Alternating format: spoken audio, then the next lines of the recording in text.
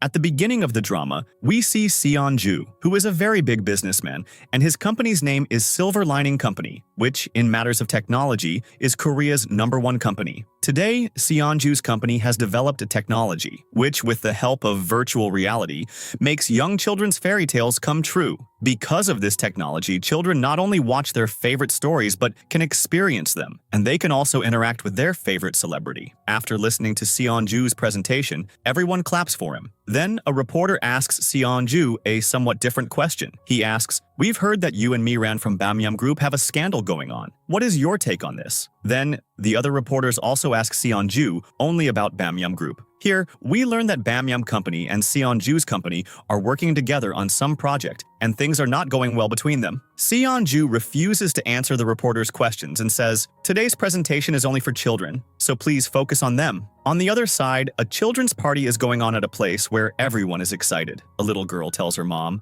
"I want to take a photo with Snow White." When she goes to Snow White, she smells a scent from Snow White like her dad's. Just like the smell that comes from her dad when he comes home after drinking, she gets the same smell from this person. The little girl shouts and tells her mom, "Snow White smells like Dad." Then that lady asks Snow White, "Have you come here after drinking?" Just then, a man who is wearing a frog costume shouts at Snow White, "Why have you come to a children's party after drinking? You have no professionalism. That's why, even after growing so old, you're still doing a part-time job." Hearing this, Snow White angrily takes off his costume's head and puts it aside. This boy's name is Insong. He tells that man, "What does my drinking and part-time job have to do with anything? I am at a stage where I can do whatever I want." That man, shouting at him, says, "Stop this nonsense talk of yours and call your friend. He was also supposed to come here today wearing a costume." Insong calls his friend, but his friend doesn't pick up the call. So, he scolds him and says, "I am fed up with your actions. I am firing you from this job right now. Don't ever show me your face again." This makes Insong very upset. And here we find out that Insong graduated from university 10 years ago, but in these 10 years, he hasn't gotten a single good job. That's why he keeps doing small, odd jobs. Meanwhile, Seanju makes all his plans and reminders using only his phone and its technology, which is a secretary's job. Just then, his secretary, Yeon, arrives. Seanju tells her, "Look how smart my phone is, that I don't even need a secretary like you. You should find another job." Yeon is a serious type of girl, so she calmly says, "All right, I will find another job for myself." Seonju, laughing, says, "You don't even understand such simple jokes? Technology understands jokes better than you do." Then, at home, In-seong is watching Seonju's interview.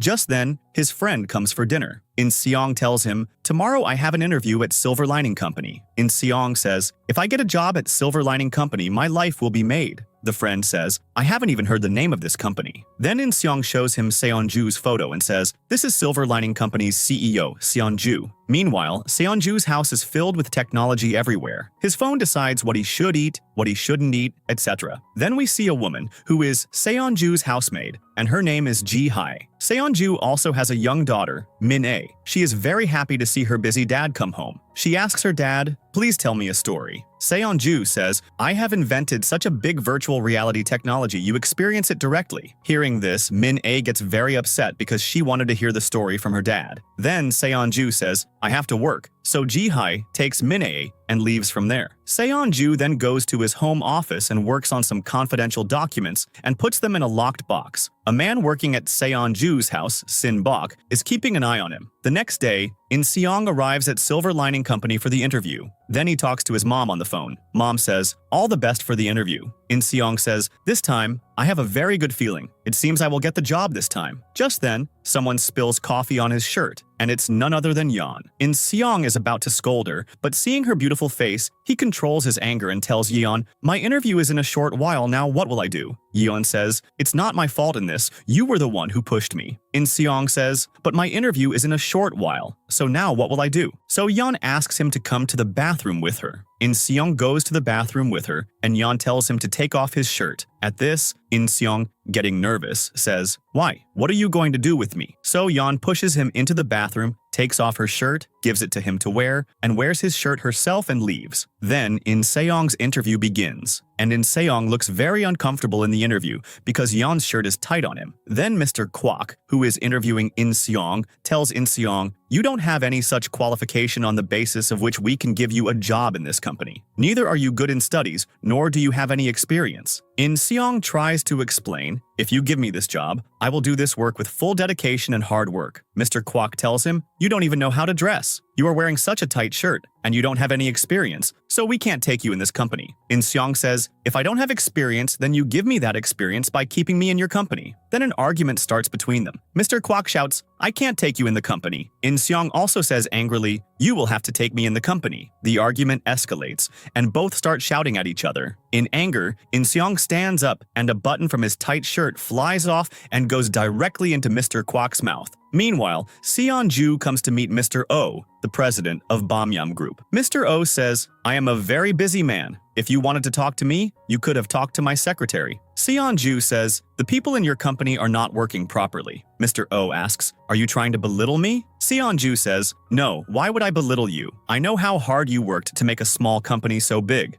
But now your company is about to close down. Your luck is good that our silver lining company is supporting you, but our luck is bad that a lousy company like your Bamyam is working with us. In the next scene, Mr. O asks his secretary, how old is Seanju? The secretary tells Seanju is 43 years old. Mr. O, shocked, says, this man is only 43? And he is younger than my son? Yet he is bent on ruining my company? On the other side, Insong is very sad because he didn't get the job. Just then, his landlady comes there and says, your contract is about to end soon. Insong says, I want to make a new contract for 2 more years. The landlady says, no, I will not make a contract with you again. You will have to leave from here after this contract ends. All this makes Insong even sadder, that now he has no job and no place to live. On the other side, after her job ends, Yeon goes to a hospital where her mom is admitted and cannot do anything by herself. The hospital staff say about her, this girl is earning money with so much hard work, but her mom will never be able to get up. Then, when Yeon comes out of the hospital, she meets a man there whose name is Mafi. He asks Yeon for his money back. Actually, Yeon had taken money from Mafi for her mom's treatment. Mafi tells her, if you can't return the money, then you will have to sell something else. He looks at Yeon with lecherous eyes. Yeon tells him, all right, if you want to sell me, then sell me. But you will have to sell me for a good price. Then Mafi takes her to a madam. The madam is happy to see Yeon because Yeon's face is like a college girl's, and she will get many clients. Then, when the madam talks to her, her entire perspective changes. She tells Mafi, no, take this girl away from here. She cannot work with us. Thus, this deal flops. Then, before leaving, Yeon tells Mafi, do you still want me to work here? Or should I go to my own job? Mafi says, you go to your own job. Yeon says,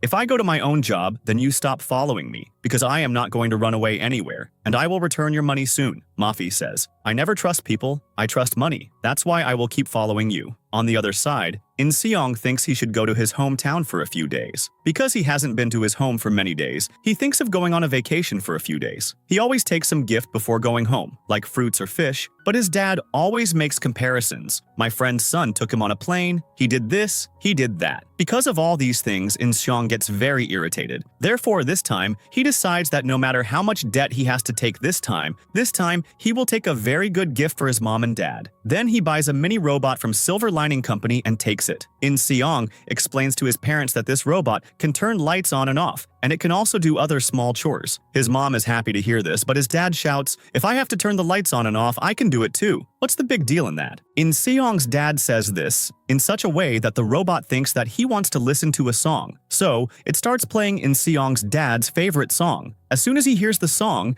Insong's dad starts dancing, so Mom and Insong also join him. Meanwhile, Min-A is very happy because after many days she is going on a trip with her dad. Min-A arrives at the camping location with her maid. Just then, Min-A's dad calls. Min-A quickly picks up the phone and talks to her dad. Seanju is also driving towards the camping location. Min-A tells him, come quickly, we will have a lot of fun. Seanju is happy that after so many days, he will get to spend time with his daughter. But just then, Seanju sees in his car's mirror that a big truck is coming behind him. He ignores it and keeps talking to Min-A. Then suddenly, the call voice starts breaking, and the network goes away. Min-A gets tensed by this, thinking, why has Dad's voice stopped? Over there, the truck overtakes Seonju's car and goes ahead, and after going ahead, the truck is moving very slowly. Despite Seonju honking repeatedly, the truck does not move out of the way. On the other side, In-seong's family is having dinner. In-seong tells them, I am looking for a new place to live, so I need back the money I had given. His dad says, a big storm came here, in which our fruits were ruined. Now we are starting a new business, so we can't give the money back. In-seong says, you used my deposit money? Dad says, so what else could we do? We waited for you for a long time, but you turned 30. yet you don't have any stable job. Insong is already stressed, and his dad's words make him even angrier. He starts shouting, I paid my college fees by working for 2 years. Dad says, so what if you paid the fees? You are still wasting your time. Their argument escalates, and in anger, Insong storms out of the house. Then his mom comes out to console him. She tells Insong, your dad is saying all this because he is worried about you. He also had many dreams, but all his dreams ended, and now he doesn't want you to become like him. On the other side, at the camping location, Sinbok is trying to call Seanju, but Seanju's phone is unavailable. Min-A is crying a lot because her dad hasn't arrived, and she says with great confidence, my dad will definitely come. But she refuses to eat food. Here, Seanju's phone is lying on the side of a mountain, and it unlocks by itself. Letters start typing in it, in which it is written, maybe I have become a smartphone. Here we find out that Seanju is trapped in his phone. Seanju wants someone to help him, so he puts a post on the internet. How I have turned into a smartphone, how I am on a mountainside, and whoever helps me, I will give them money. People read this post, but they think it's some joke, so all the comments are just laughing emojis. Over there, the next morning, when Insong wakes up, tears are flowing from his eyes. His mom asks him, did you have a bad dream? So Insong tells her, no, I saw a dream that can never come true. I saw that I have become the president of a company. Insong's dad gets very irritated by this and shouts, you are sleeping so late, that's why you are having such useless dreams. Wait, I will teach you a lesson. And he goes to hit Insong. Insong, to save himself, runs up a mountain, and his dad shouts from behind, there are many snakes on that mountain. If you have nothing else to do, then catch snakes and bring them for me. Running, Insong reaches the top of the mountain and sees the spot where he and his family always used to go for picnics. When Insong was little, he wanted to become an actor, and he had promised his mom and dad, when I grow up, I will earn a lot of money for you and keep you very happy. Insong's dad was also very supportive and had said, all right, I am ready to send you to the city too, but do whatever you want to do. Thinking about old things, Insong gets completely lost and doesn't realize that there is a snake behind him. The snake bites him, due to which Insong falls down. He is very emotional, thinking, now I am only 29 years old and my death has come so soon. But then he remembers how he has no job, no money, and people repeatedly insult him. He apologizes to his mom-dad and says, I haven't been able to do anything for you, and now I am going to go up. He expresses his words in such a way that Seanju, smartphone, activates. Insong, emotionally, says, please, someone save me. And Seanju, who is on the mountain, replies, first, you charge me. I only have 5% battery left. Insong is shocked that a phone is talking to him, and this voice sounds familiar to him. Seanju sees how Insong has been bitten by a snake, so he dials the emergency number and then shouts again, charge me quickly. After a while, when Insong regains consciousness, he is in the hospital. He asks the doctor, am I okay? The doctor tells him, the snake that bit you had no venom at all. You fainted due to shock. Hearing all this, Insong thinks, what a strange dream it was, in which he was talking to a phone. Then a nurse comes and checks him up and says, this phone was lying beside you, so this is your phone, so you keep it with you. Insong is shocked to see the phone. He thinks, my phone is with me, and this is the same phone that was talking. After getting discharged, Insong goes home and charges this strange talking phone to see. As soon as the mobile turns on, Seanju's voice comes from it, and he introduces himself. I am Seanju, the president of Silver Lining Company, speaking. Insong gets scared for a second, hearing Seanju's voice, but then he makes fun of him. If you are the president of Silver Lining Company, then I am Apple's Steve Jobs. Seanju explains to him, I know you can't believe me, but all of this is true. Insong is obviously not convinced by these words, so he looks around, thinking maybe someone is playing a prank on him. Then Seanju tells him, come here, and shows him his bank balance and says, you helped me today, so I want to give you a gift. Give me your bank account number. I will transfer 100 million won to your account right now. Insong asks, is this some voice phishing scam? To which Seanju says, in voice phishing, people ask for money up front. I am giving you money. Insong thinks, I don't have money in my bank account anyway, so he enters his bank account number on Seanju's phone, and he gets a message, 100 million won have been transferred to you. Seeing this, Insong is astounded, and then Insong is ready to listen to Seanju. Seanju tells him, if you help me completely, then I am ready to give you 1 billion won in the end. Insong says, all right, I am ready to help you, but if you are really the president of Silver Lining Company, then give me a job in your company. Seanju says, all right, now you go to the office. I will make you the new president of Silver Lining Company today itself. All these things still feel like a dream to Insong. So he asks Seanju, if you are really the president of Silver Lining Company, then why hasn't any news about your disappearance come on the internet? Seanju says, the people who did all this to me, they must have enough power to cover up all the news articles, right? Insong is still not convinced by these words. He asks Seanju, the 100 million won you transferred to me, is that real money? Seanju says, whether the money I gave is real or fake, you can check for yourself. Buy something online. Insong orders headphones for himself, and the payment is made from his bank account. Now, Insong is finally convinced that the money is real. This whole situation is beyond Insong's comprehension. That's why Insong starts shouting like a madman, running here and there and says, what is happening to me? Is this some dream? After a while, he convinces himself that whatever is happening is true. Then he decides that he will accept Seonju's offer and go to the company as president. Seonju shows him a contract and says, if you sign this, you will become the president of my company. Insong says, I have one last question. Why did you choose me? You could have chosen someone else. Seonju is about to answer when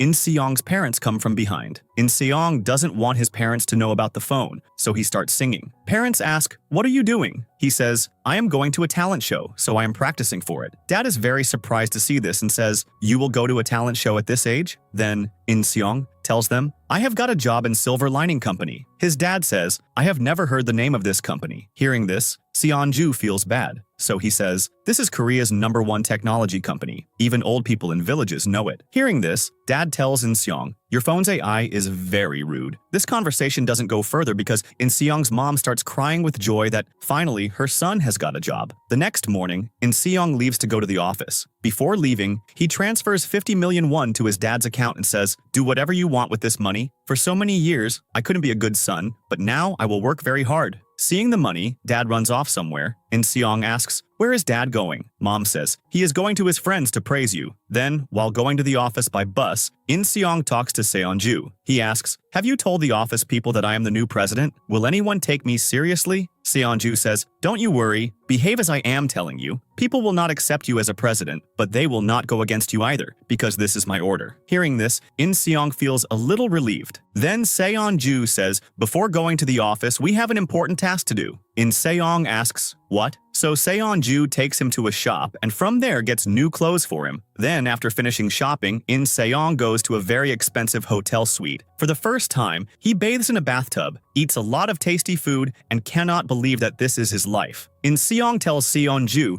I ate such tasty food all by myself. How can I feed you? Should I charge you so that you feel good? Seonju says, I haven't felt hungry since I came in here. Insong asks, can you sleep? Seonju replies, I don't have time to sleep. I need to find out what happened to me on the mountain that day. I don't remember the events of the first few days at all. And now, I want to know all this. Then, Seonju tells, I always used to keep reminders on my phone. That day in the morning, I went to play golf. Then, I was going to meet my daughter. But what happened on the way, I don't remember anything. My phone had fallen, but when you picked me up, I was on top of the mountain. How did I get there? Insong says, what happened to your car? Seonju says, perhaps those people made my car disappear. But I need to find out how I got into this phone. This is not just important for my company, but also for my daughter. Hearing this, Insong also gets emotional. He places his hand on the phone and says, everything will be all right. At night, Insong goes to sleep and keeps Seonju, phone, by his side. Seonju shouts, two men cannot sleep on one bed. It feels very strange. So Insong places him on the side table. Before sleeping, Insong asks again, why did you choose only me? Seonju says, you have no connection with the company, so no one will suspect you.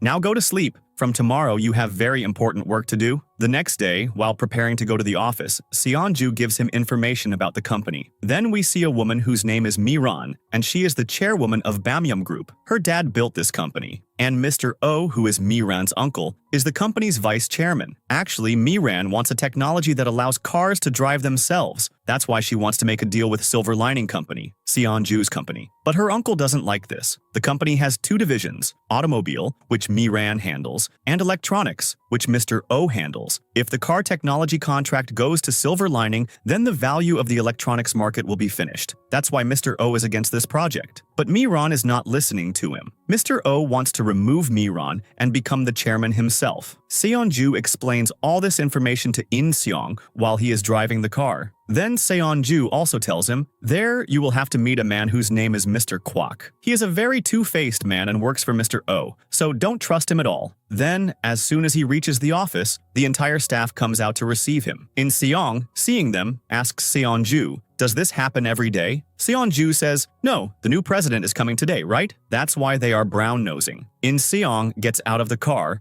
and the entire staff welcomes him. Here we find out that Mr. Quac is the same man who had interviewed Insong. Then, whatever Insong had learned in acting classes, he uses it here. He shouts at everyone, "What are you all doing out here? Go and do your work. I don't like all this at all." Then everyone leaves from there. So Mr. Quac tries to talk to Insong. Insong's attention goes to Yeon. He tells her, "You are the one who gave me the shirt, right?" But Yeon ignores him. Seanju asks, "Inseong, do you know my secretary, Yeon?" Inseong replies, "Yes, I know her a little." Then Inseong tries to talk to Yeon, but Yeon says, "We met before the interview. At that time you were unemployed. How did you suddenly become president? I don't understand." Then she shows Inseong his office and leaves. After a while, Mr. Quac comes to Inseong's office and, while brown-nosing, says, "During the interview that day, I knew that you were very different. You have a lot of potential, but I couldn't recognize that you would be the president. I can say that I didn't interview you. Rather, you interviewed me. If there was any mistake, please forgive me." Hearing Mr. Quac's words, Inseong feels like laughing a lot, that the man who insulted him so much yesterday is today bowing his head in front of him and apologizing, but he controls himself. Mr. Quac asks, "How do you know company president Seanju? Your ages are different. Education is different. You are from different cities." Hearing this, Inseong thinks, what should he answer? He and Seanju know each other only because of the phone. He wants to say something else, but strange words come out of his mouth. "I touch Seanju. I touch him. After touching him, I get to know everything. Such is our relationship." Hearing this,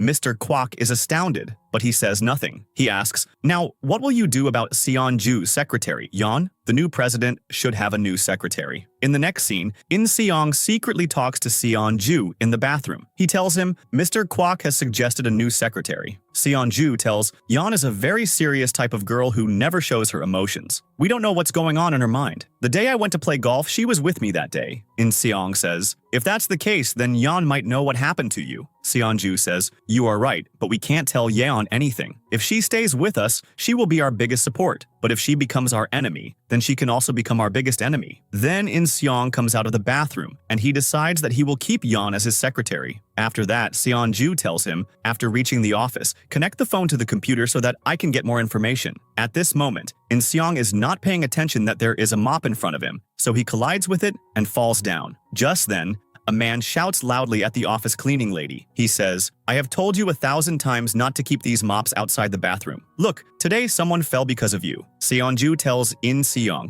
"Get up from there and leave." He obeys him and starts to leave from there. But then Inseong notices that the man is shouting very rudely at the cleaning woman. "You have become old, yet you can't do even one job properly? That's why you will keep cleaning bathrooms all your life." Inseong feels bad hearing this, and just then he remembers how people used to insult him in the same way. He turns around and goes towards that man. Seanju stops him, but Inseong doesn't pay attention to his words and tells that man, "Do you work alone in the office? That cleaning lady is also working. Let her do her work." The man angrily says, "Who are you to talk to me like this? I am the leader of the steam department. Who are you?" Just then, Yoon comes there and tells that man that this is the new president of this company. Then she takes Inseong away from there. The cleaning woman thanks Inseong. Then at night, Inseong comes outside Seonju's house because Seonju wants to see his daughter. Seonju tells Inseong, after shopping, Min A and her maid Ji-hai return home at this time. And Seonju's estimation is also correct. At that very time, Min A returns home with Ji-hai and Sinbok. Seeing his daughter through the camera lens, Seonju becomes very emotional. Inseong also feels bad seeing this. Then they go inside the house. After a little while, Sinbok, who works at Seonju's house, comes out of the house and gets into the car, preparing to go somewhere. Inseong asks Seonju, "This man who works at your house, does he also work outside?" Seonju says, "No, he has to stay at home 24 hours. Inseong says, "Then where is this man going with the car?" Seonju shouts at him, "You also follow him quickly. Maybe we will get some clue." Inseong follows him and sees that Sinbok has stopped near a cafe. He is drinking coffee there with someone. Inseong then sees who Sinbok is drinking coffee with, and it's none other than Yeon. Inseong is shocked to see this. Seonju also sees this and tells Inseong, "I think these two are playing some game with me." Then Seonju tells Inseong, "Go to my house." Inseong goes to his house. So Seanju opens the house, locks for him with his phone. Seanju tells him, "My office is on the second floor of this house. You have to get some confidential envelopes from there." Insong reaches the second floor, but due to the darkness, he cannot see anything. His foot bumps into something, which makes a noise. Hearing the noise, Ji-hai comes out, so Insong quickly runs and goes into Seonju's office. Seeing a car parked in the office, Insong is impressed. He starts looking at it, but Seonju stops him and says, "This is a very expensive car. We have more work to do. Quickly go to the upper floor and get that envelope." Insong goes to the upper floor, and there he sees a locker. Seonju tells him the password. "Open this locker, take out the documents, and get out of the house." Insong opens the locker, but there is nothing inside the locker. Insong searches here and there to find those documents, but he doesn't find the documents. Then Seonju tells Insong, "Quickly hide somewhere because Ji-hai has turned on all the lights and she is now coming towards the office." While quickly looking for a place to hide, Insong's hand bumps into something, which falls down. Hearing the noise, Ji-hai quickly comes into the office and starts looking here and there. Meanwhile, Insong immediately goes inside Seonju's office and hides in the car that is parked inside the office. Then Sinbok also comes there and turns on all the office lights. Insong quickly lies down on the car seat so that no one can see him. Ji-hai tells Sinbok, "I heard some noise," so he gets ready with a weapon. Then suddenly, Inseong's phone vibrates because someone is calling. Hearing the noise, Ji-hai and Sinbok start looking here and there, but just then Ji-hai says, "Oh, this is my phone. I got a message from Seonju. He is going to increase my salary." Then Sinbok understands that the noise came from her phone, so they leave from there. After they leave, Insong gets up and tells Seonju, "You are really very smart. Today, I understood why your company is so big. The way you saved my life by calling Ji-hai was great." Seonju says, "Yes, that's why I was saying that you should trust me." Then Insong sees who called him. So that call came from an unknown number. He had also received some messages from that number. The messages said, "Why are you not picking up my call? Give me back my phone. I am the real owner of this phone. You will have to return my phone." Reading this message, Insong gets confused because for so long he was helping Seonju who was trapped in the phone. But if Seonju is messaging from the front saying, "Give me back my phone," then whose help was he doing? Who is trapped in the phone? Insong thinks, who is the real Seonju? The one in the phone or the one who sent the message? Insong then asks Seonju, "Are you the real Seonju or is the Seonju in the message the real one?" Seonju says, "Just think, I have made you the president of my company, and if the Seonju messaging you was real, then he would have definitely done something because you are taking his company away right in front of his eyes." Insong says, "Yes, you are right, but who could this person be who is messaging us?" Seonju says, "That's exactly what we need to find out." In the next scene, Insong is at his home, and he has attached Seonju, i.e. the smartphone, to his laptop to identify the unknown number. Seonju tells him, "Your laptop is very old, so I am not able to find that number." Insong says, "All right, after going to the office tomorrow, we will find that number." Seonju says, "No, the software I need is only on my home computer, so you will have to take me to my home computer." The last time Insong went to Seonju's house, his experience was very bad, and he was also very scared, so he flatly refuses Seonju and says, "I will not go to your house." Seonju tells him, "You don't need to sneak into my house like last time because I want you to live in my house from tomorrow." Insong, very surprised, asks, "How can I live in your house?" Seonju says, "Why can't you? The place you're living in now is very shabby. If you stay in a hotel, our secret might get out to someone, so you go and live in my house tomorrow. I will tell Ji-hai and Sinbok. Ji-hai and Sinbok will believe you because this is my order, but my daughter Min-a is very sharp.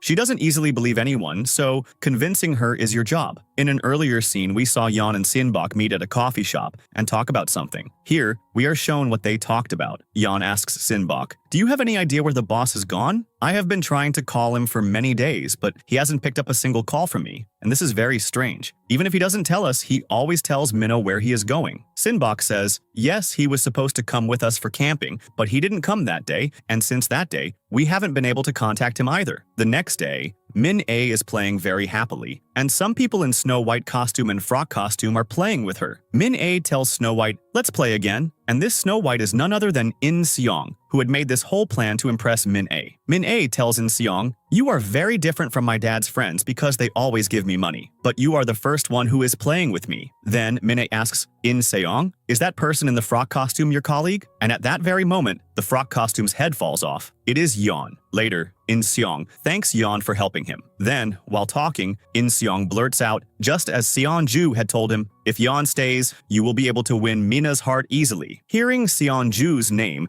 Yeon becomes very alert and she asks, In-seong, are you in contact with the boss? Where is he? Tell me quickly. In-seong gets flustered hearing Yeon's words because he has no answer. But his luck is good because Ji-hai comes at that very moment and tells him, I have prepared your room. Come with me. In-seong ignores Yeon and quickly runs after Ji-hai to go to his new room. Then, after coming to the room, In-seong attaches Seanju, I have the smartphone, to the computer so that Seanju can find out whose unknown number this is. In the next scene, Miran, the chairwoman of Bamyam Company, calls Yeon to meet her. She asks her, tell me the truth, why did Seanju choose In-seong? Why was In-seong made the new president? Yeon says, I don't know about this either. So Miran tells her, alright, from today, you keep an eye on In-seong, and whatever he does, you come and tell me. I know your mom is in the hospital, and this is a difficult time for you. I am ready to help you if you help me. After that, Yeon goes to the hospital to ask about her mom. Her mom is not in the general ward where Yeon had kept her, so she asks the nurse, where is my mom? The nurse tells her, she has been shifted to the VIP ward. Yeon understands that Miran has done all this. The next day, Seanju wakes In-seong up and tells him, I still hasn't been able to identify the unknown number, so now you yourself will have to find out whose number it is. He tells In-seong, today there is a meeting of the company executives, and at that time you call the unknown number to C, so that we can find out who is messaging us. Then, before the meeting starts, In-seong collects everyone's phones and says, write your names on your respective phones and keep them. Everyone submits their phones, but then some people say, you are the new boss. This doesn't mean that we are college kids who will give you our phones. In-seong explains to everyone, nowadays phones have a recording option. Spy devices can be installed. So for security reasons, I am collecting all your phones. Then the meeting starts, and In-seong calls that unknown number. Seonju's suspicion was correct because one of the collected phones starts ringing. In-seong picks up that phone and looks at it, but there is no name on it. Just then, Mr. Oh, who is the vice chairman of Bamyam Company, enters the meeting,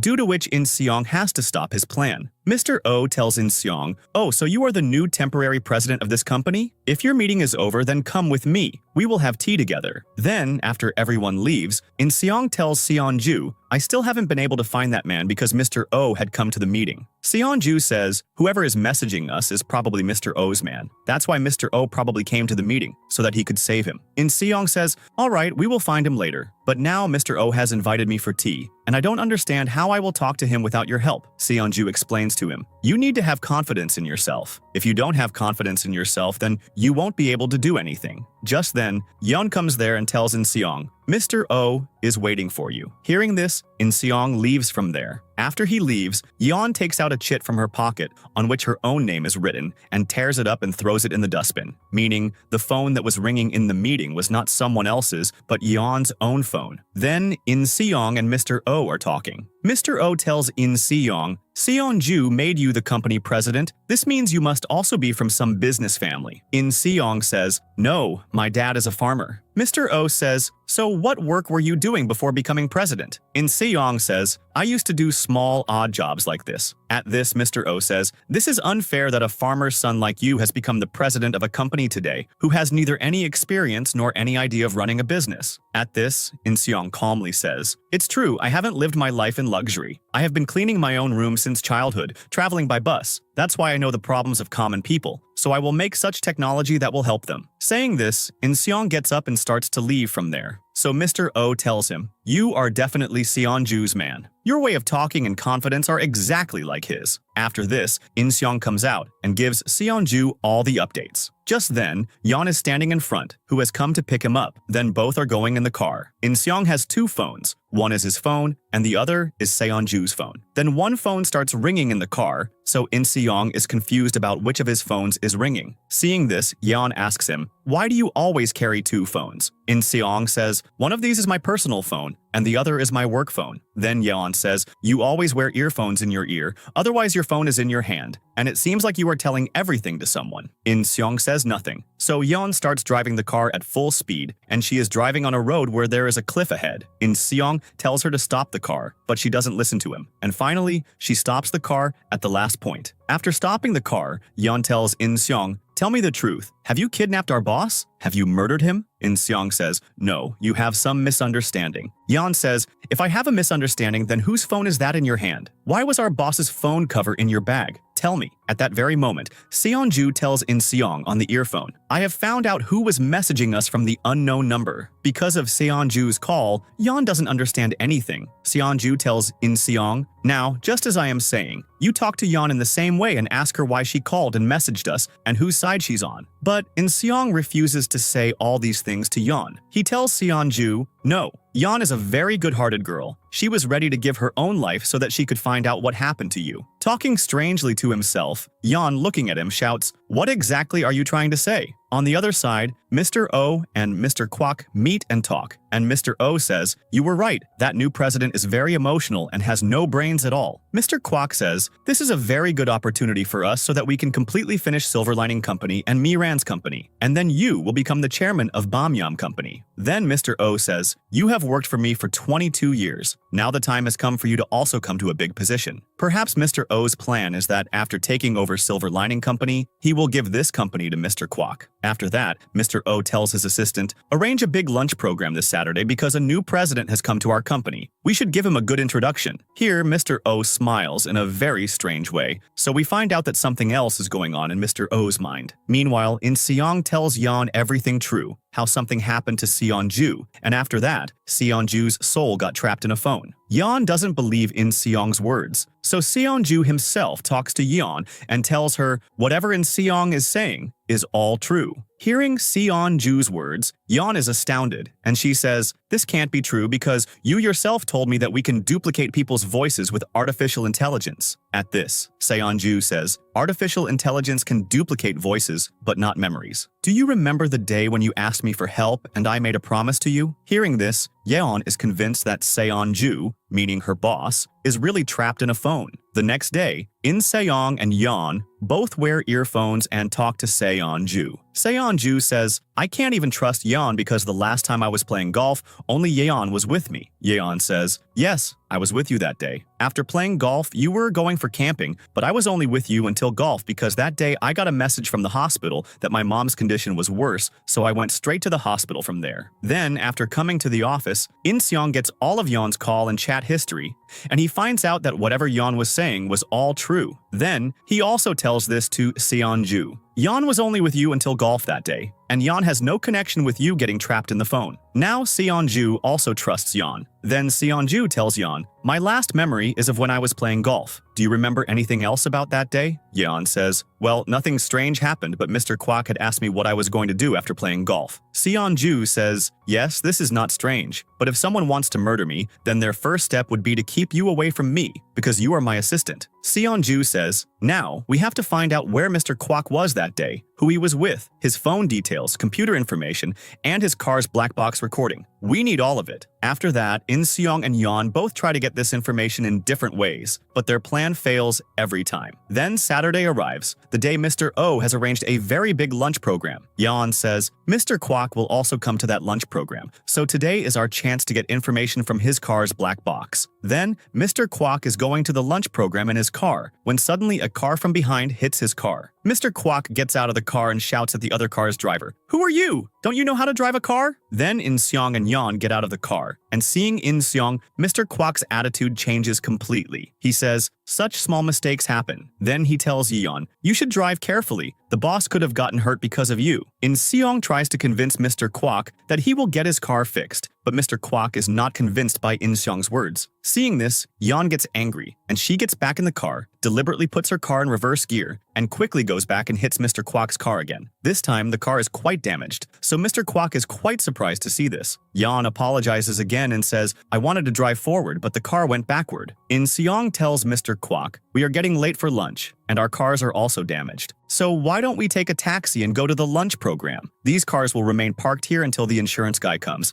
and Yeon will wait here for him to come. Mr. Quac also agrees to this and gives his car keys to Yeon. Then In Seong and Mr. Quac do come to the lunch program, but this lunch program seems less like a lunch program and more like a press conference. In Seong asks, why are so many reporters here? Then Mr. O tells the reporters, look, our Silver Lining Company's new president has arrived. Mr. O tells In Seong, Many people want to know how you became president, so I have called the reporters here so that you and the reporters can ask each other questions face to face. Insong gets nervous hearing this because he had no idea at all that there was going to be a press conference here today. Then Insong puts on his earphone and goes and sits in front of the reporters. The reporters ask him questions. Seanju keeps telling Insong the answers. Insong also speaks in front of the reporters in the same way. On the other side, Yeon takes out the black box from Mr. Quac's car and inserts its memory card into her phone to check where Mr. Quac was on the day Seanju disappeared. She sees that Mr. Quac's car is parked on a deserted highway, and Seanju walks past in front of it. From this, Yeon finds out that Seanju's disappearance and Mr. Quac have some connection. Meanwhile, Seanju answers all the reporters' questions very well, and hearing his answers, the reporters are very impressed and clap for him. Seeing all this, Mr. O gets very angry because his plan to insult Silver Lining Company and Insong in front of everyone had completely flopped. After the press conference, Insong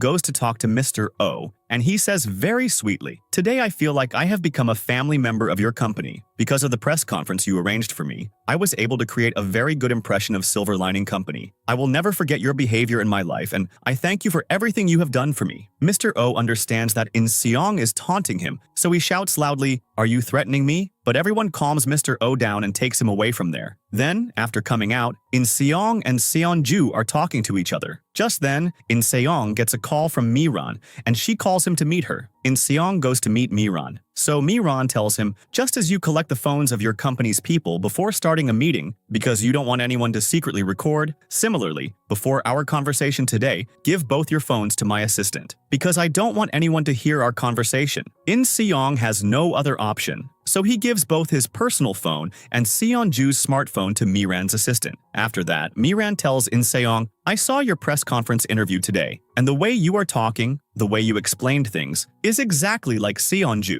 Has Seonju given you any script that you have to talk like this in front of people?" Insong asks, "What exactly are you trying to say?" So Miran tells him, "Look, I don't know what Seonju has promised you, why he has made you the company president, but don't trust him too much. That man is very selfish, and he only thinks about himself." Insong doesn't understand all this, so Miran says, "I am just giving you advice. Seonju is not trustworthy." Then after Miran leaves, Seonju asks Insong, "What did Miran tell you?" So Insong tells him, "She was giving me some advice," and he hides the part about not trusting Seonju. Because of Miran's words, Insong starts doubting Seonju, but he doesn't say anything about it to anyone. Then Insong, Seonju, and Yeon meet and talk. Yeon tells how she brought Mr. Quac's black box footage from his car. Then the three of them watch this footage. In the video, it is clearly visible that on the day Seonju disappeared, he had met Mr. Quac. Seeing this footage, Seonju himself is very surprised because he didn't remember anything about that day. Seonju says, "Now, only from this video recording can I get some clue about what exactly happened to me that day." So he plays this video again and again. The next morning, when Insong wakes up, he is shocked to see that Seonju was watching that video all night, due to which the phone had become very hot. Insong tells him, "If you keep watching videos like this all night, one day your phone will blast, and then even I won't be able to save you." At that very moment, Min-A comes into Insong's room,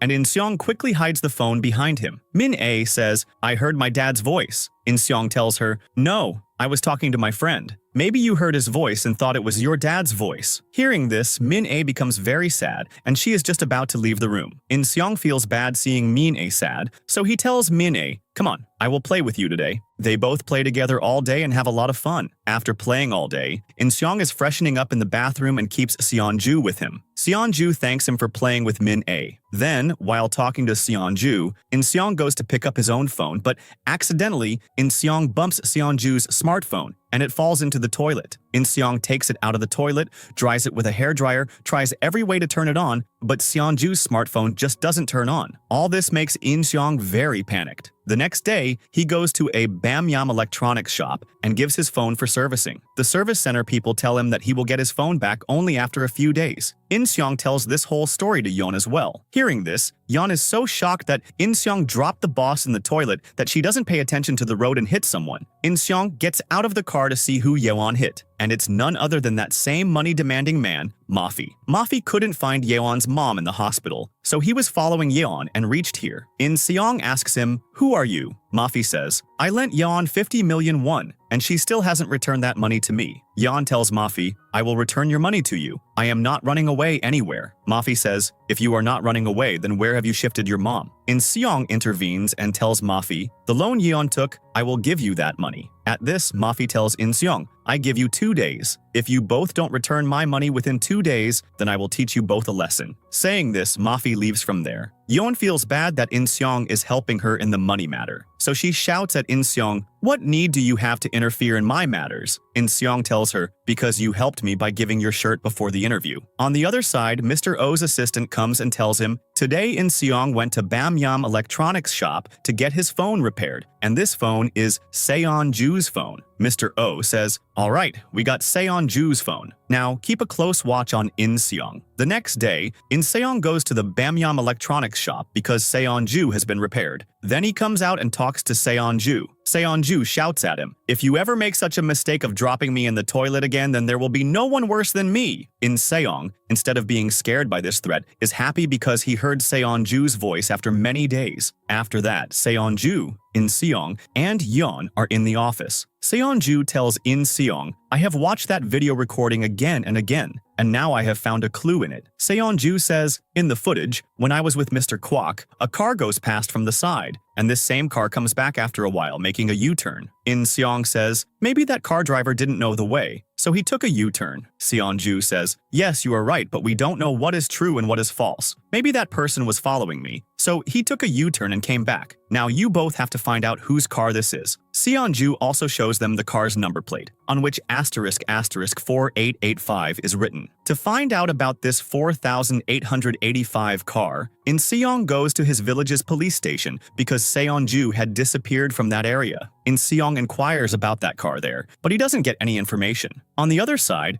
Yeon and Seonju go to the golf club where Seonju was last seen. Yeon goes to the receptionist and says, my boss wants you to charge his phone connected to the computer. The receptionist says, all right. So Yeon gives Seonju's smartphone to the receptionist. After that, Inseong, Seonju, and Yeon are coming in the car. Then Inseong tells them, I didn't get any information about the 4885 number car. Then Seonju tells, today, when I was charging from the golf club's computer, I checked all their CCTV cameras, and I found out that on the day I disappeared, the 4885 number car was following me inside the golf club, and when I came out of the golf club, that car was still behind me. After that, Inseong and Yeon go to the place from where Seonju disappeared so that they can find some clue there, but they don't find any clue there. Then, when they are coming back, Inseong's gaze falls on the mirror, and he sees that the 4885 number car is following them. He tells this to Yeon, so Yeon also turns back and looks, and indeed, the 4885 car is following them. Then Inseong stops his car on the side, so the 4885 number car also stops. Yeon says, this could be dangerous, we should leave from here now. We will catch him some other day. But Inseong and Seonju say, no, today itself we have to catch him and find out who this 4885 is. Then, Inseong and Yeon get out of their car and go and knock on the window of the 4885 car. A man comes out of this car, and this is the same man who had once shouted at a cleaning lady in the office. This man's name is Nam. This same Nam was first following Seonju and now is following Inseong everywhere. Inseong asks Nam, why are you doing all this? Nam says, you know some things that you shouldn't know. And just then, 5 to 6 thugs arrive there, and they catch Inseong and Yeon. These thugs are just about to forcibly put Inseong and Yeon in the car when suddenly a car comes from the front. Inseong somehow frees himself from these goons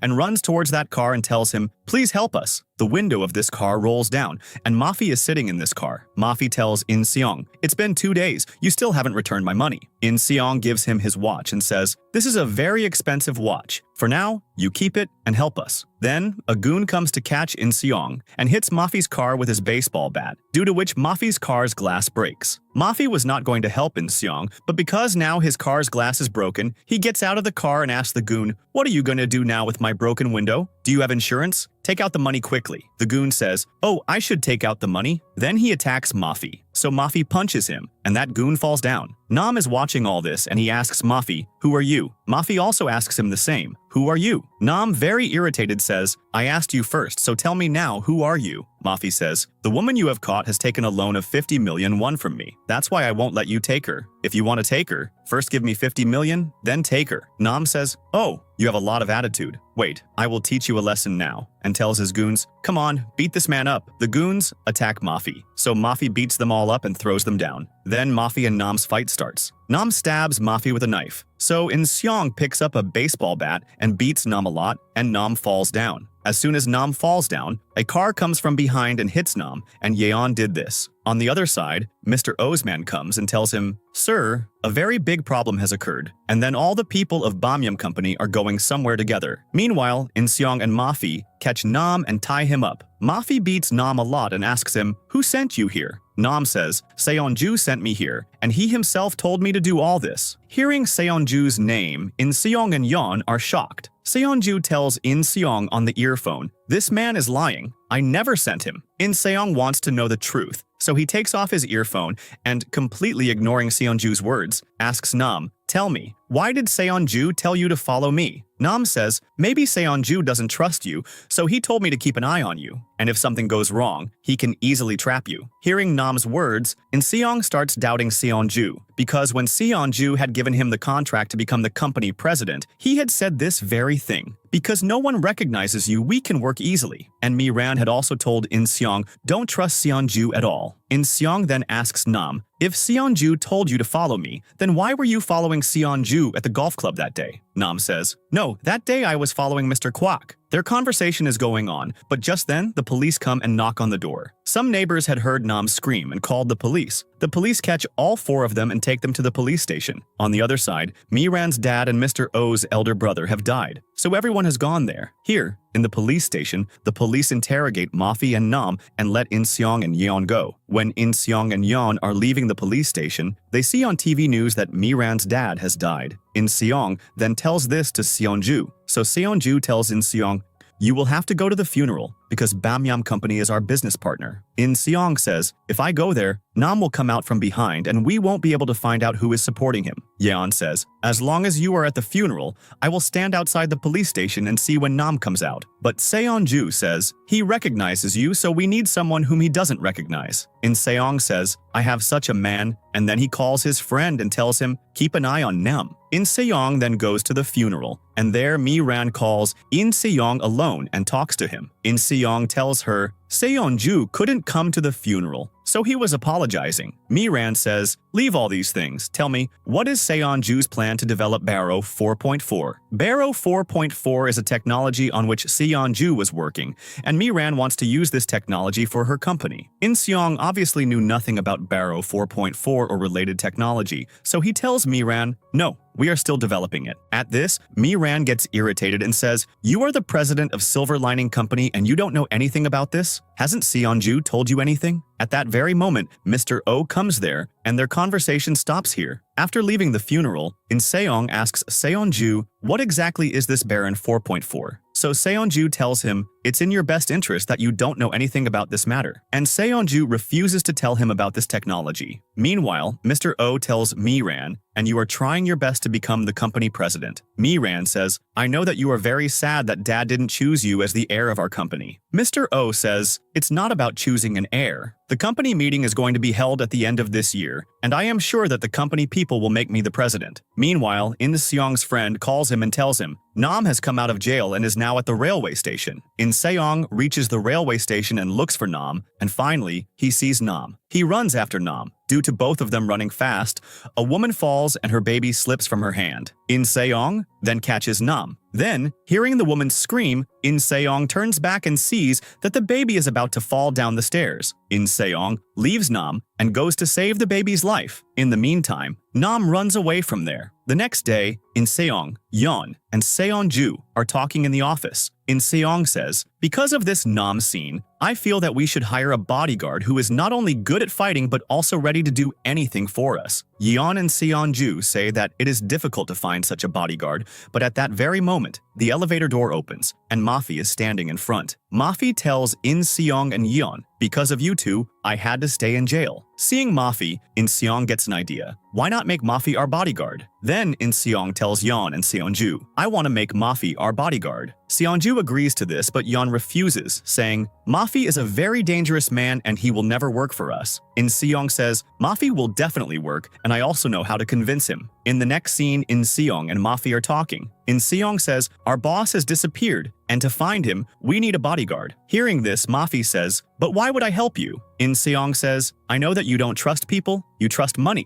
That's why I am ready to give you a lot of money. Mafi is convinced by the talk of money and becomes their bodyguard. Now, after getting a bodyguard, Insong and Seanju start searching for Nam. They first go to Nam's address and knock on the door, but no one opens the door. Both of them come out sadly because no one had opened the door. Mafi had also gone with them, and Mafi is not one to give up so easily. So he climbs up the building and threatens the man inside through the apartment window. So that man finally opens the door. Then these people talk to him, and they find out that this man lives here, and Nam had submitted a false address of his home to the office. Later, to trace Nam's phone number, these two go to a man who sells illegal phones. This man shows them a lot of attitude, but at that very moment, Mafi enters his office. He stands up and salutes Mafi and says, Sir, what are you doing here? Seeing all this, Insong and Seanju are surprised at how much the other goons respect Mafi. Because of Mafi, their work now becomes easy. They check all the records, but they don't find any clue about Nam. Then they go to Nam's school to get some information, but a woman refuses to give them any personal information. Insong, acting says, this girl is going to die soon, so she wants to meet her first love, Nam. But this woman still doesn't listen to them. In the meantime,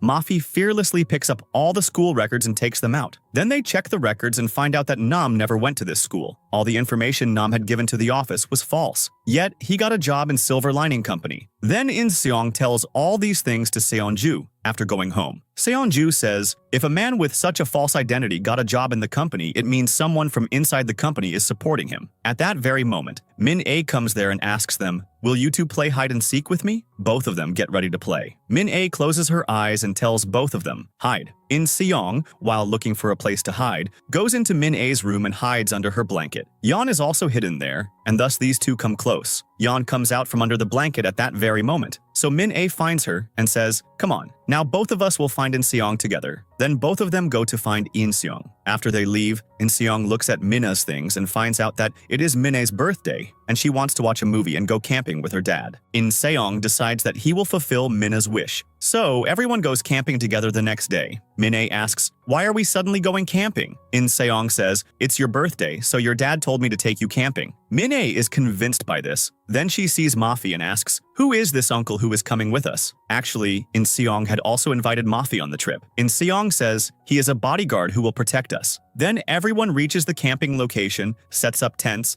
and celebrates Min-A's birthday. Min-A is very happy. Later, everyone eats food together, but Mafi is sitting far away from everyone and eating alone. Min-A, seeing him, asks, why is this uncle sitting alone and eating noodles? Yan says, he likes to eat noodles, that's why. Then night falls, and everyone goes to sleep in their tents. At that very moment, Yan gets a call from the hospital. They say, your mom's VIP ward is only until next month. Miran had arranged this VIP ward, but now Mr. O is preparing to remove Miran and become president himself. So now Miran can't do anything for Yan's mom. Hearing this, Yan gets very tense and starts walking alone on the beach. Then she sees Insong sitting alone in front. Yan goes and sits next to him. Both of them have drinks together and talk a lot about how Insong wanted to become an actor, but his dream couldn't be fulfilled. He also asks Yan what her dream was. They have many such conversations. After drinking, Yan goes to the bathroom, and in that time, Min-A wakes up and looks for Yan here and there, but she doesn't find Yan, so she comes out of the tent. Insong is outside, wearing an earphone and talking to Seanju. Just then, Min-A comes there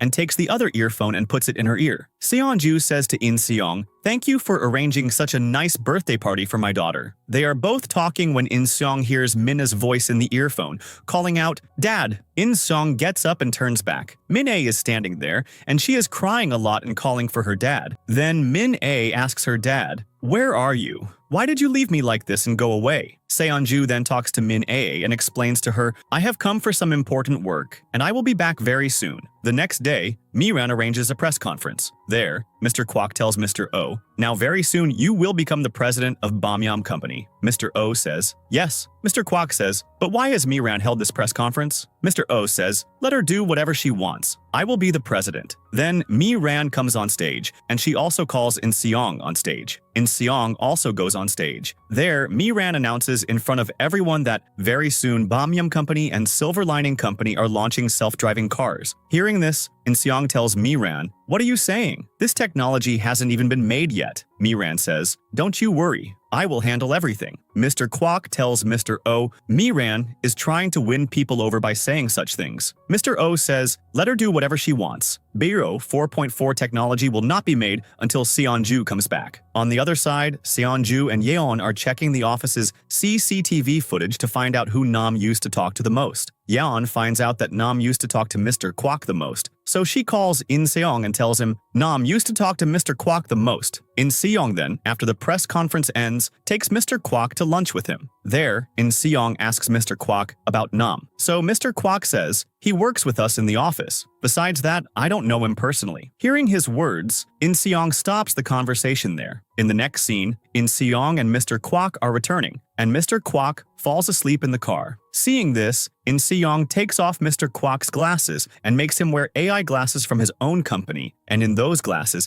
In Seong has put all of Seonju's details. These are glasses that, when worn, allow any person to see their favorite celebrity in front of them. Then, when Mr. Quac's eyes open, his car is parked in the parking lot, and In Seong is not with him. Mr. Quac looks at the driver's seat and sees Seonju there. Seeing Seonju, Mr. Quac gets scared. Seonju asks him, why did you do all this to me? Mr. Quac, scared, says, whatever I did to you, I didn't want to do it, but I had to do it because someone ordered me to. While talking, Mr. Quac looks out the window and notices his glasses are changed. He takes off the glasses and Seonju disappears, and as soon as he wears the glasses, Seonju reappears. In the meantime, In Seong gets into the car and plays Mr. Quac's recording, in which Mr. Quac had said that whatever he did to Seonju, he did it on someone's orders. After this, In Seong asks Mr. Quac, tell me, who attacked Seonju? Mr. Quac says, I don't know who attacked Seonju. In Seong says, the people you are working for, remember this, one day these people will use you and leave you too. After this, In Seong meets Yeon and tells her everything. Yeon asks, what do you think? Will Mr. Quac help us? In Seong says, yes, because he was very scared. Then In Seong gets a call from Mr. O, and he calls him to meet. In Seong goes to meet Mr. O. Mr. O says, you know, that day, Miran said in front of everyone that she will soon bring self-driving cars to the market. And this is not possible because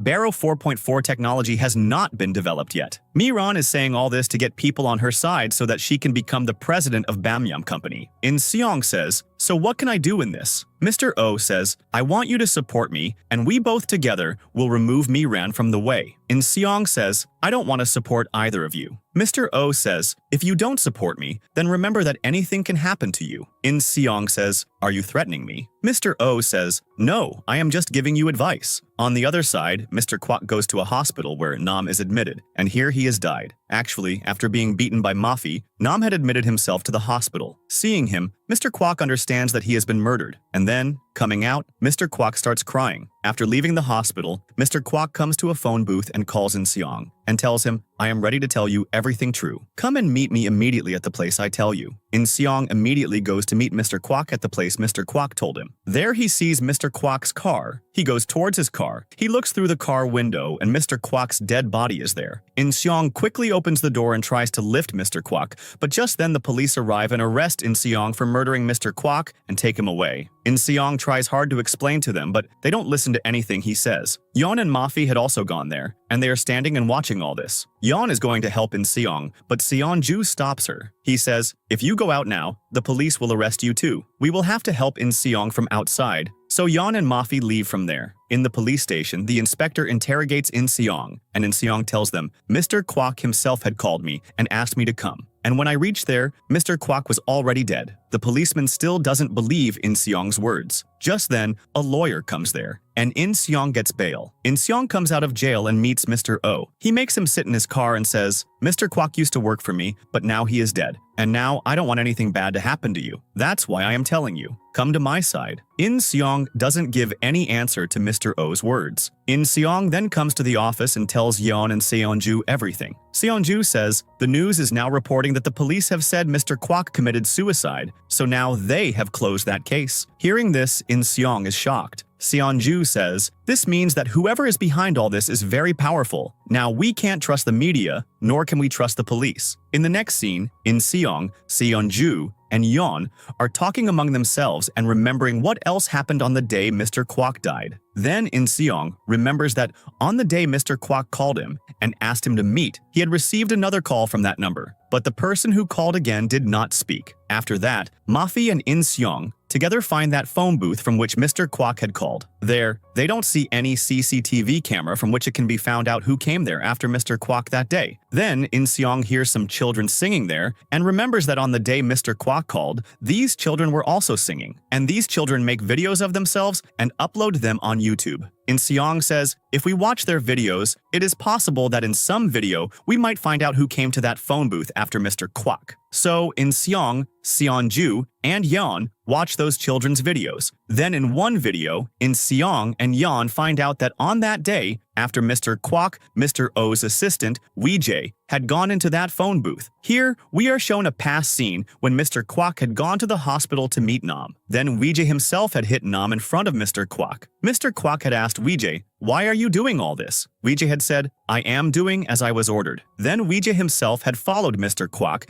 and he himself had also hit Mr. Quac. Seeing this, Insong decides that he himself will teach Weejay a lesson and get information from him. Then, he follows Weejay. Insong also takes Mafi with him. Weejay also quickly understands that Insong is following him, so he stops at one place and turns back and asks, "Insong, why are you following me?" Insong tells Weejay, "I know you murdered Mr. Quac, and I have proof of it." He shows Weejay that video, in which after Mr. Quac leaves the phone booth, Weejay had gone into the phone booth. Insong says, "Now I am going to show this to the police and get you arrested." Weejay says, "What do you think? Will they believe your words? I also work for Bamyam Group, don't forget that." Then Weejay starts to leave from there, so Mafi comes from behind. Weejay runs away from there, so Insong and Mafi follow him. Then, at one place, Weejay shows them a gun and stops them. Then Seanju's phone is in Insong's hand. Seeing this, Weejay remembers Mr. O had told him, Insong always has a phone in his hand, and it seems as if someone is giving him orders from that phone. Weejay then takes that phone from Insong and leaves with it. After that, Insong tells Yeon all about it, so Yeon shouts at him, "How could you let Seanju go like that?" Insong says, "This is our plan. We deliberately gave him the phone, and from now on, we will have all of Weejay's information, whom he meets, where he goes, and why he murdered Mr. Quac. We will soon find that out too." Actually, Seanju and Insong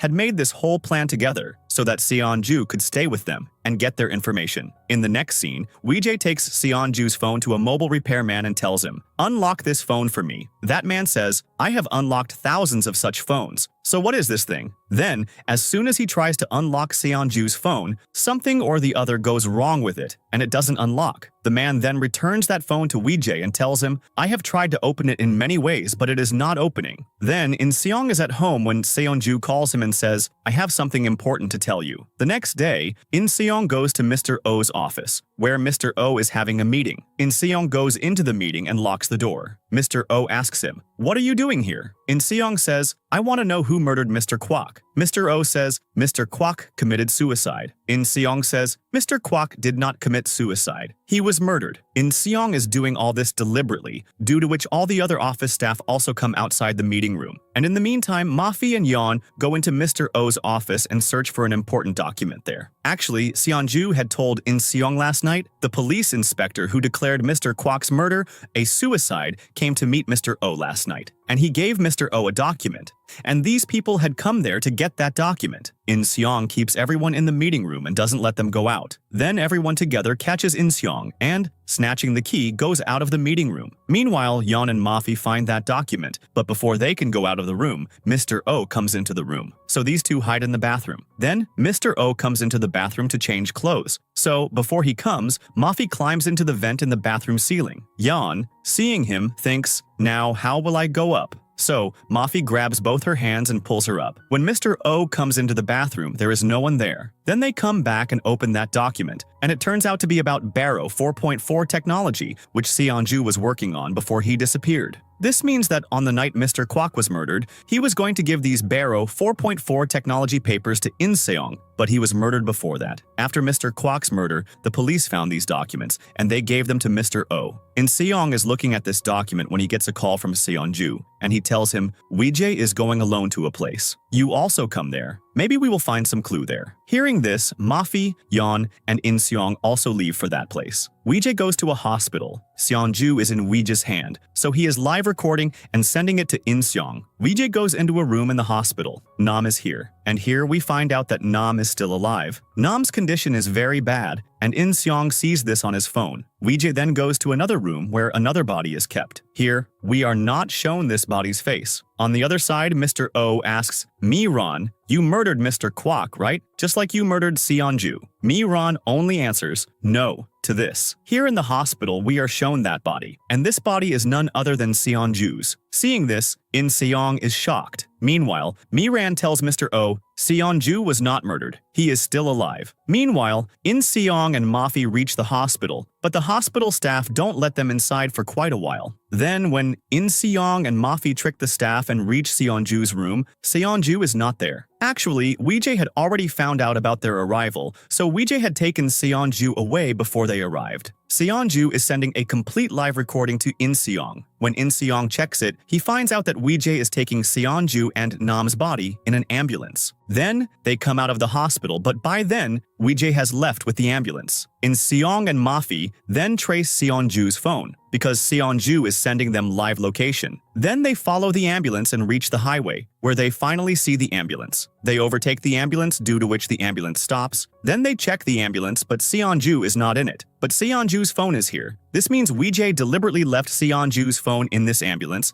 and he himself took Seanju's body in another ambulance. In the next scene, Seanju, Insong, and Yeon are talking together. Then Insong says, the hospital where Seanju's body was kept, surely the people of that hospital are also involved with those people. That's why when we went there, they immediately told Weijie, and he took Seanju's body and left from there. Then these people decide that they will go to the hospital and find out about this. The next day, Yeon and Mafi go to the hospital to find out about this, but the director there doesn't tell them anything. Getting angry at that, Mafi starts hitting him. So Yeon also takes advantage of the opportunity and takes his card out of the director's pocket. Yeon then comes to the office and finds out about that doctor, and she learns that 10 years ago, this doctor had given someone a wrong injection, and because of that, that person had died. And this was none other than Miran's brother. Miran's brother was about to become the company president, but he died before that. Yeon then tells this whole story to Insong and Mafi as well. After this, Insong and Seanju are talking. Insong tells Seanju, you forbade me from reading the Baro 4.4 reports, but I still read those reports, and I found out that there was a very big problem in Baro 4.4. Seanju says, yes, there was a big problem in Baro 4.4. This technology was making all decisions by itself. I gave it some order, but instead of following my order, it started doing all the work by itself. Here, we know that Seanju's company and Miran's company had a deal that they would soon bring self-driving cars to the market. And this self-driving car is Baro 4.4 technology. Seanju says, when I was checking the technology of this car, I was very shocked to see that this car was making decisions by itself, making illegal U-turns, crossing red lights. When I stopped the car saying, you shouldn't do this, the car replied back, there is no one to see us here, no CCTV camera, so we can drive as we please. Seanju explains to Insong, this technology is developing its own mind and wants to create its own identity, and this can be very dangerous for us. Hearing these things, Insong asks Seanju, if there was such a big problem in the technology, then did you tell the people of Bamyam Company about this? Seanju says, you know, since that day I got trapped in this phone, I don't remember anything since then. Insong then puts himself in Seanju's place and thinks that if he had told Miran about this problem, she would have 100% ignored it, because she wants to bring self-driving cars to the market by any means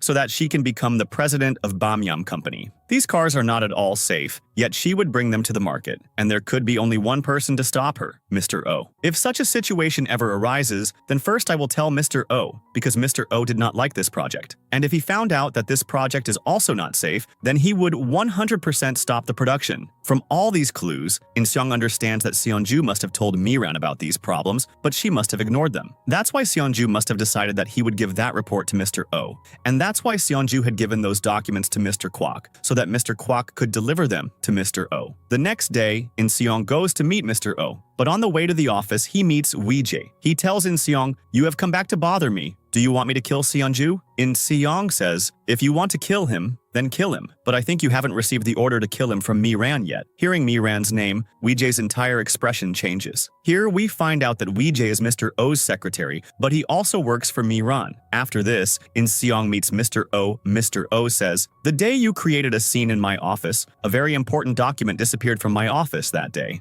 Insong says, "Yes, I have it." Insong says, "Seanju wanted to give that document to you so that you could stop the production of Barrow 4.4 technology because a very big problem had occurred in it. That's why he gave these documents to Mr. Quac. But Mr. Quac deceived him and made copies of these documents and gave them to Miran." Mr. O asks Insong, "Now why have you come to me?" Insong says, "Now I also want Miran not to become the company president. Because if she becomes president, she will bring Barrow 4.4 to the market even after the problem. And this can be very dangerous." In the next scene, Yeon's mom's health deteriorates. So Insong, Yeon, and Mafi come to the hospital to see her. Here, Yeon becomes quite emotional seeing her mom and starts crying, and she runs out of the hospital. Insong also comes after her and hugs her to calm her down. Yeon then looks at Insong and kisses him, so Insong also kisses her. After this, both sit in the car and go home, but they don't talk to each other. So Seanju notices this. Seanju asks both of them, "Did you two have a fight that you are not talking to each other?" Yeon says, "No, there's nothing like that." The next day, everyone is having breakfast, but Min-A hasn't come there. Insong goes to her room to find her, but Min-A is not there either. So they check the CCTV footage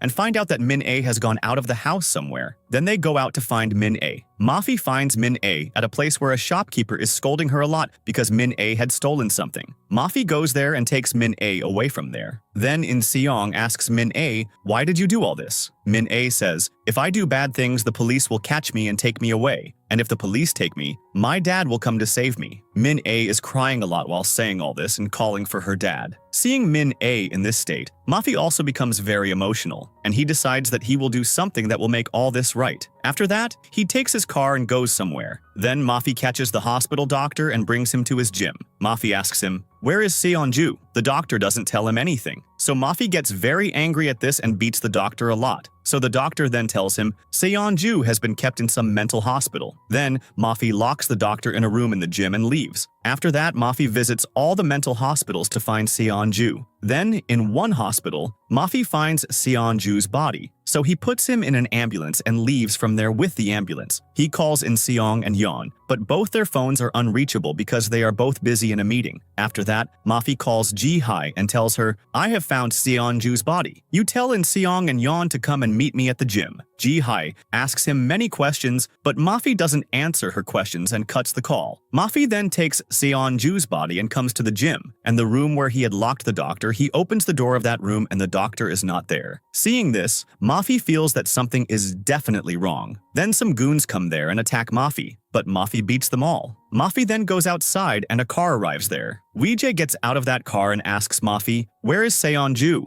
Mafi doesn't answer, so Weejay's goons attack Mafi. Mafi also hits them, but these people are too many, so they manage to control Mafi. And in the meantime, some goons take Seanju's body from there. Mafi tries to stop them, but he is beaten very badly. On the other side, after the meeting ends, Yeon gets a call from Ji-hai, and Ji-hai tells her, "A little while ago, Mafi called me saying he found Seanju's body and asked you and Insong to meet him at the gym." Hearing this, Yeon is shocked, and she also tells this to Insong. Meanwhile, Mafi is badly injured, so much so that he can't even move. Weejay comes to him and asks him, "Why did you do all this?" Mafi has an iron rod in his hand, so he hits Weejay with it. Weejay gets angry at this, so he hits Mafi a lot with the same iron rod. Then, Insong and Yeon immediately come to the gym to meet Mafi and see that Mafi's condition is very bad, and he is also very badly injured. Insong tries to lift him, but he doesn't get up. In the next scene, we find out that Mafi has died, and Insong and Yeon have arranged a funeral for him. Then, when they are returning from there, they meet Inspector Han. Inspector Han then talks to Insong and says, "I know you have a lot of evidence against Bamyam Company, and you want to finish them, so I can help you in this." Insong says, "But you are involved with those people." You gave Mr. Quac's documents to Mr. O. Inspector Han says, no, I am not involved with those people. Mr. O's name was written on those documents, so I gave those documents to Mr. O. I also want to destroy Bomyum Group because I know they are not good people. Hearing Inspector Han's words, In-seong trusts him. In-seong tells him, when I need you, I will call you. After that, In-seong and Yeon are at home. In-seong says, the fact that Mafi was going to take Seanju to the gym, who told those people that so that they went to the gym and attacked Mafi? In-seong asks, who else knew about this besides us? Yeon says, besides us, Ji-hai knew about this. She was the one who called me and told me. In the next scene, Miran goes to the place where Weejay had kept Seonju's body. She asks Weejay, hasn't he regained consciousness yet? So Weejay says, no, since the day we brought him here, he has been in this state. Miran says, if he has been in this state since that day, then who sent the message making Insong the company president? Weejay says, maybe someone sent a fake message. Miran says, no, that writing style was exactly Seonju's. Here, we are shown a flashback, and from this, we find out what actually happened to Seonju that day. That day, Seonju was going to meet Min-ae, but just then, a truck comes from behind and overtakes Seonju and stops ahead. Seonju gets out of his car to tell the truck driver to move the truck out of the way, but he sees Weejay and his goons coming out of the truck. Seonju, seeing them, understands that his life is now in danger, so he runs up the mountain from there. Weejay and his goons also go up the mountain after him and catch him. Seonju tries to free himself, and in the process he falls down. His head hits a stone, due to which he gets badly injured, and he faints right there. And since then until now, Seonju has been in this state. Meanwhile, In-seong and Yeon meet Ji-hai and ask her, Mafi took Seonju to the gym. Who else did you tell this to? Are you also involved with those people? And do you also have a hand in Seonju's disappearance? Ji-hai says, I only told Yeon about this and no one else. In-seong then asks Ji-hai, when Mafi told you this, who else was at home at that time? Ji-ha says, at that time Sin-bok and Min-ae were at home. Hearing this, In-seong and Yeon find out that Sin-bok is also involved with Miran, and he tells Miran all our conversations, and Sin-bok himself had told Weejay where Mafi was. In the next scene, In-seong and Yeon are talking at home. Then they notice that Sin-bok is secretly listening to their conversations. In-seong then says loudly, I have fully developed the Barrow 4.4 technology. Sin-bok then calls Miran and tells her In-seong has fully developed the Barrow 4.4 technology. The next day, Miran calls In-seong to meet her and says, I heard you have fully developed the Barrow 4.4 technology. In-seong says, yes. Miran says, so now you give it to me. In-seong says, all right, I will give it to you. But in return, you will have to give me Seonju's body. Miran says, all right. Miran then gives him the address of a villa and says, tomorrow at 4 o'clock, bring all the information about that technology to that place and take Seonju's body. In-seong then comes home and finds out about that villa. He learns that this villa is in a deserted place in the jungle. In-seong thinks it is not at all safe to go there alone, so he teams up with Inspector Han. The next day, In-seong and Yeon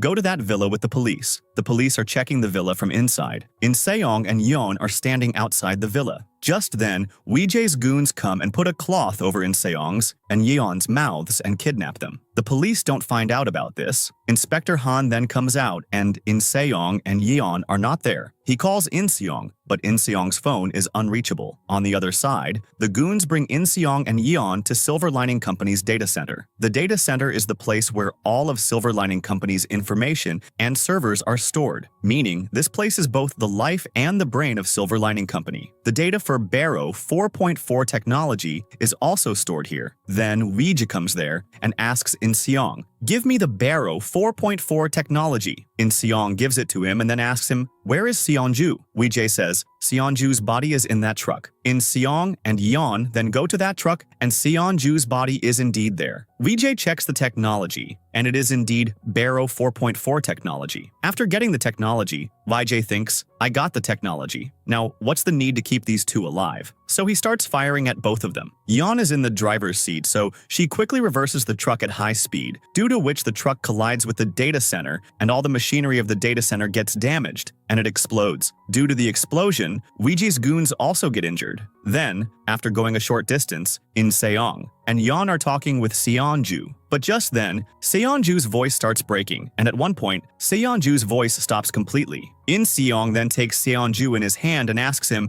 "Are you okay?" But Seanju doesn't answer. At this, Insong remembers that just now, due to our truck, an explosion occurred, due to which the Barrow 4.4 technology got damaged. Maybe the technology there got damaged. That's why the phone is also behaving strangely. Insong says, but Seonju's soul is trapped in this phone. Even if the technology there got damaged, nothing should happen to Seonju, i.e. this smartphone. Due to all this confusion, Insong tells Yeon, "Stop the truck. I need to get down." Yeon then stops the truck, and Insong gets down and carefully thinks about all these things. First thing, a human soul can never get trapped in a phone. And the second thing is that when Insong was reading the Barrow 4.4 reports, he found out that Barrow 4.4 gets updates every week, and if it is not updated, it will not remember anything from the previous week. Similarly, when Insong used to ask Seonju how he disappeared, Seonju always said that he doesn't remember anything from a week ago, and if Seonju was really a soul, then he should have remembered all this. And the third thing is that Seonju had told Insong that there is a very big problem in Barrow 4.4,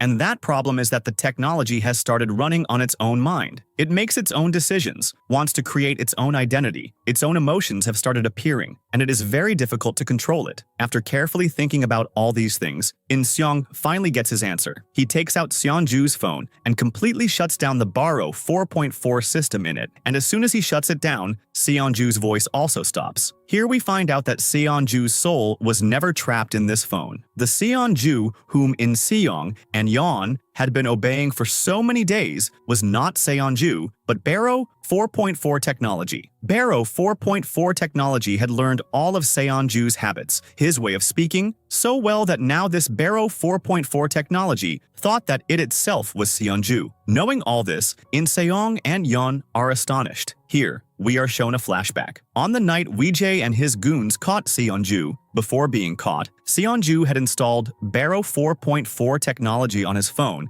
and then hidden his phone in the mud so that someone else could find out about him and help him. Meanwhile, Weejay comes and tells Miran, Insong and Yeon took Seonju's body away. Miran says, "Now these things don't matter because Insong has given us the Barrow 4.4 technology. We need to hold a press conference as soon as possible so that we can publicize the self-driving cars." Weejay says, "All this is fine, but Mr. O will not sit quietly when he finds out that you are bringing cars to the market with Barrow 4.4 technology, which has such a big problem." Miran says, "All right, I accept your point, but now your time has come, YJ, to show how loyal you are." The next day, it is shown in the news that YJ has surrendered himself to the police. YJ has also told the police, "All the illegal activities I have done to date were all on Mr. O's orders." The police also trust him because YJ had been Mr. O's assistant for many years, and because of this, Mr. O is also arrested. This means that last night when Miran asked YJ how loyal he was, she wanted YJ to go to jail himself and put all the blame on Mr. O, so that she could bring self-driving cars to the market and become the company president herself. Meanwhile, Insong is still in shock that he had been talking not to the real Seonju for so many days, but to the Barrow 4.4 technology. Then he decides that he himself will talk to this technology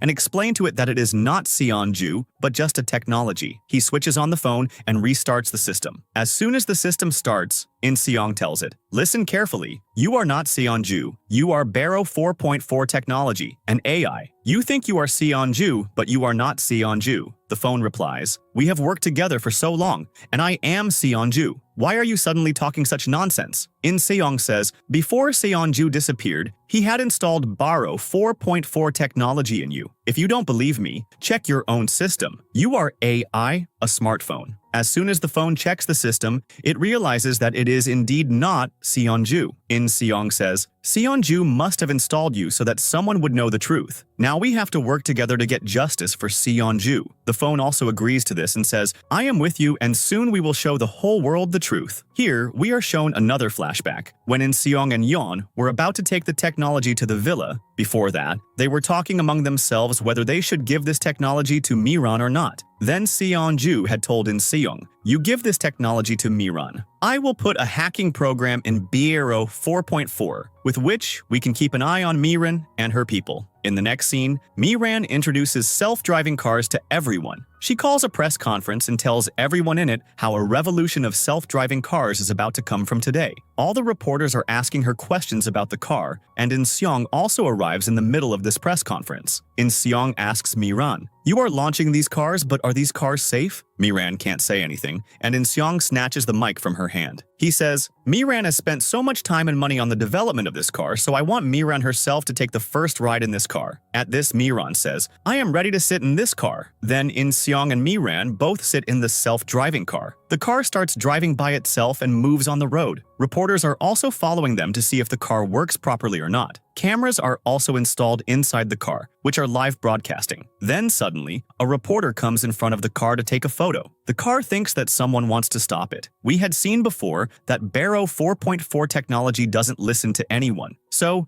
even now, the car decides that it will not go this way. It takes a U-turn and starts driving fast on the wrong road. Reporters are still following the car, and all this is being shown live on the news. Due to all this, Miran gets scared inside the car. Insong tells her, this is why Seanju was saying that self-driving cars should not be brought to the market. Barrow 4.4 technology has such a big problem that it cannot control itself. Seanju had told you about all these things, but you didn't pay attention to his words, and you also took the technology from him and even tried to murder him. A live broadcast is going on, so Miran, acting in front of everyone, says, "What are you saying? I haven't done anything like that." Just then, Yan sends a message to people all over the country in which it is written, "Know Seanju's truth," and a video link is also attached with it. When people watch the video, Miran and her goons are near Seanju's body in the video, and they are discussing that we cannot kill Seanju right now until our work is done. Seeing the video, everyone is shocked. Then Miran also gets this video. She watches it and asks, "Insong, why are you doing all this? What do you think? Will Seanju get better because of your actions?" Insong replies, "No, I know Seanju will not get better from this. I want the people who did wrong to Seanju to be punished." Then police cars arrive there to arrest Miran. Actually, Insong had done all this together with Inspector Han. Insong had planned that when Miran's truth comes out in front of everyone, then the police will come there and arrest her. Insong gets out of the car and tells Miran, "Now your game is over." Then when the police are going to arrest Miran, Miran quickly enters an address in the car's navigation system, and the car takes Miran and flees from there. Seeing Miran flee, the police and Insong should have been tensed, but they are not tensed at all, because before coming here, Insong had asked Seanju, i.e., the smartphone, "If Miran flees with the car, then what will we do?" Then Seanju had said, "I can control Barrow 4.4 technology. Even if Miran flees with the car, she will still reach the police station directly." Miran calls someone in the car and orders a helicopter for herself to escape from here. But the car takes her straight to the police station. When Miran reaches the police station, she is very shocked. Then the police arrest Miran, and right there, Insong tells the media, Miran not only tried to kill Seanju,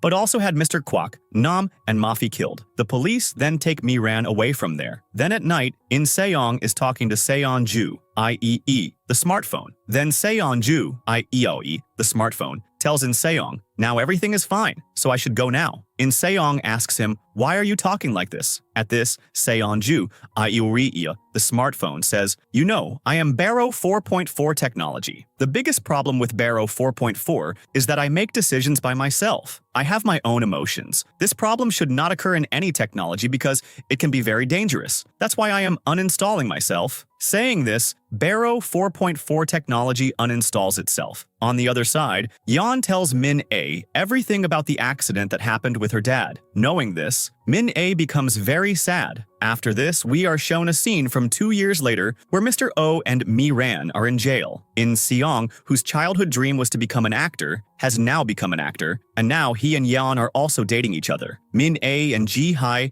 go to Mafi's grave, and now Min-A knows everything true. Seanju's body has now come to his own home, and he still hasn't regained consciousness. And with this, our drama ends here.